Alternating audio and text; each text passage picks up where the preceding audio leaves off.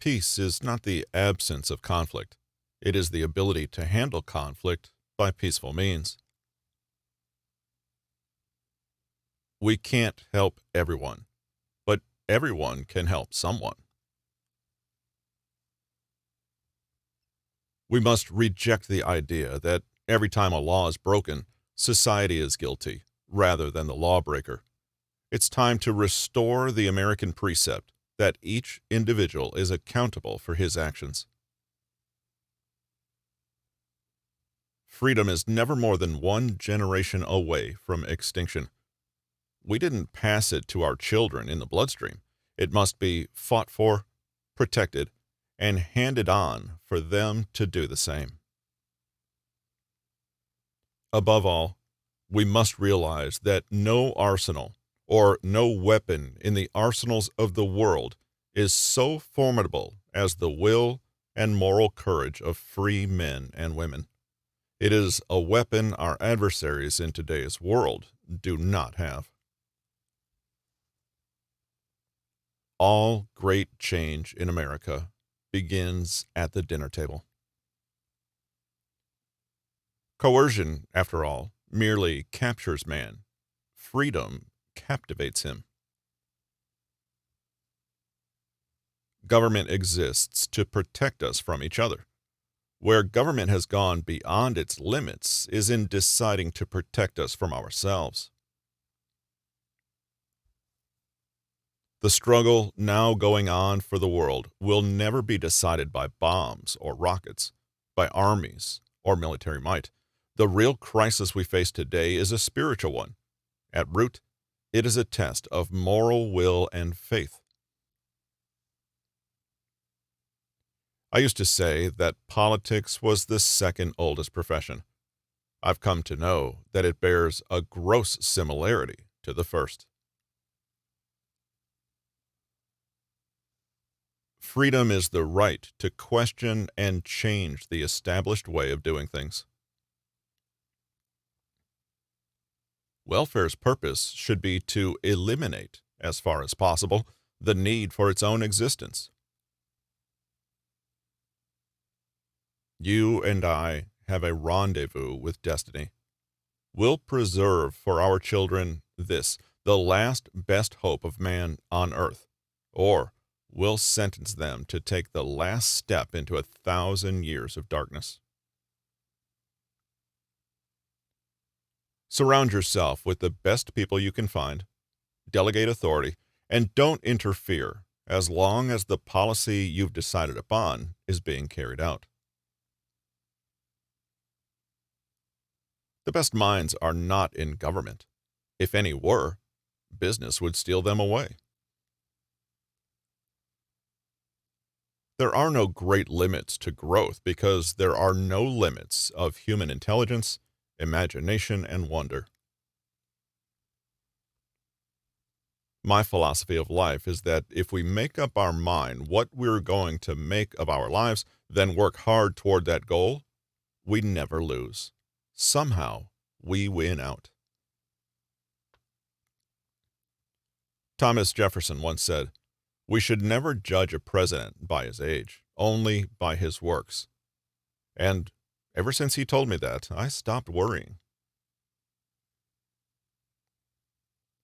One way to make sure crime doesn't pay would be to let the government run it. I hope we have once again reminded people that man is not free unless government is limited. There's a clear cause and effect here that is as neat and predictable as a law of physics. As government expands, liberty contracts. I know in my heart that man is good, that what is right will always, eventually triumph, and there's purpose and worth to each and every life. There are no easy answers, but there are simple answers. We must have the courage to do what we know is morally right. Without God, democracy will not and cannot long endure. Protecting the rights of even the least individual among us is basically the only excuse the government has for even existing. Man is not free unless government is limited. Life is one grand, sweet song, so start the music. The greatest leader is not necessarily the one who does the greatest things. He is the one that gets the people to do the greatest things. Heroes may not be braver than anyone else. They're just braver 5 minutes longer. The future doesn't belong to the faint-hearted. It belongs to the brave.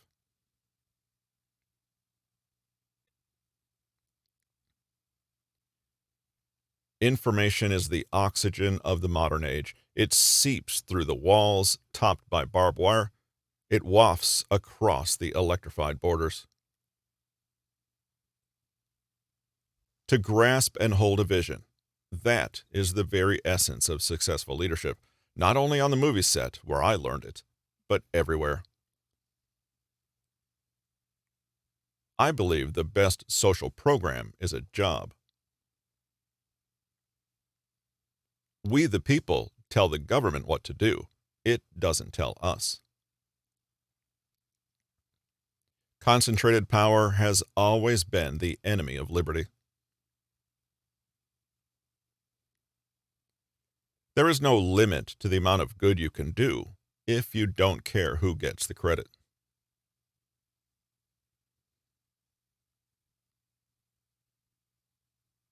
I know in my heart that man is good, that what is right will always eventually triumph, and there is purpose and worth to each and every life. Never let the things you can't do stop you from doing what you can. A people free to choose will always choose peace. I've wondered at times what the Ten Commandments would have looked like if Moses had run them through the U.S. Congress. Evil is powerless if the good are unafraid. We must be cautious in claiming God is on our side. I think the real question we must answer is, are we on His side? The person who agrees with you 80% of the time is a friend and an ally, not a 20% traitor.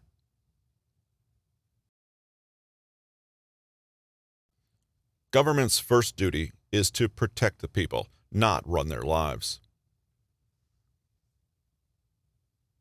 We are never defeated unless we give up on God. Within the covers of the Bible are the answers for all the problems men face. Many a man has failed because he had his wishbone where his backbone should have been. I've noticed that everyone who is for abortion has already been born. A nation that cannot control its borders is not a nation.